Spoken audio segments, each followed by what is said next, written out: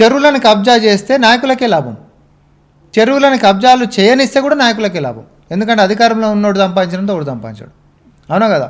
కబ్జా చేసినోడు ఏం రైతు నీ జాగా కాదు కదా అని చెప్పి బ్లాక్మెయిల్ చేసినాం అనుకో, మస్తు పైసలు వస్తాయి. బీఆర్ఎస్ వాడు బతికిందే అట్లా. ఇప్పుడు మీరెంత సంపాదిస్తారండి? సో మేము దాన్నేమో కూలగొట్టినాం కాబట్టి మేము సంపాదించింది ఏంటి తెలుసా, తిట్లు.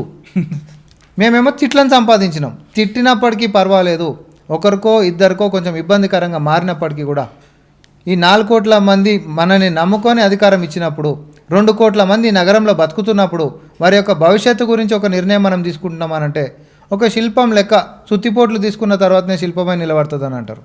సేమ్ ఆ సుత్తిపోట్లు తీసుకునేటటువంటి స్థితిలో రేవంత్ రెడ్డి గారు ఉన్నారు. సో ఎన్ని సుత్తిపోట్లు తీసుకున్నా సరే రేపు పొద్దున శిల్పమై నిలబడతాడు.